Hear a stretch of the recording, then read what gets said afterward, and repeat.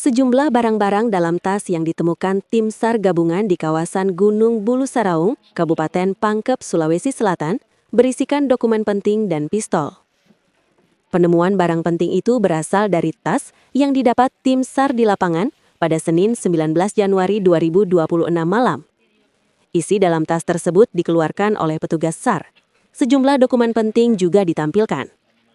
Beberapa di antaranya kartu identitas kependudukan atau KTP milik Muhammad Farhan. Selain KTP, ada pula STNK dan 1 buah pistol flare gun. Pistol flare gun diduga milik Farhan.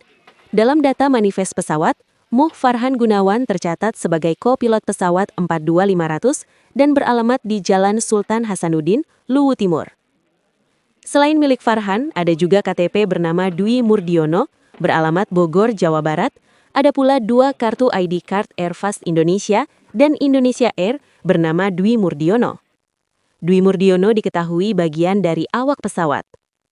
Diketahui, pistol flare gun itu dikabarkan kerap digunakan dalam kondisi darurat untuk memberi tanda butuh bantuan atau pertolongan. Meski begitu, pihak Basarnas yang ada di lokasi belum memberikan keterangan resmi terkait di mana ditemukannya berkas para korban tersebut.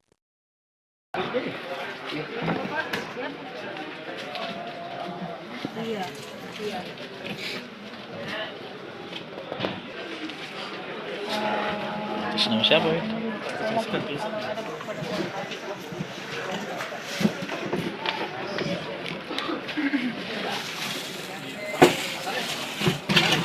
Oke, ember dong kecil. Turun, kasih Boleh dikasih panjang. nama mobilnya lagi. Center kaya. Center ini.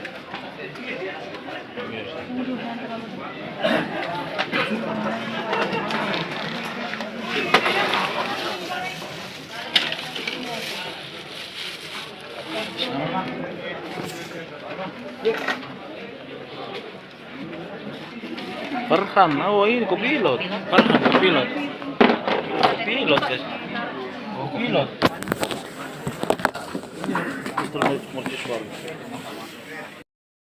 Download Tribun X sekarang, menghadirkan lokal menjadi Indonesia.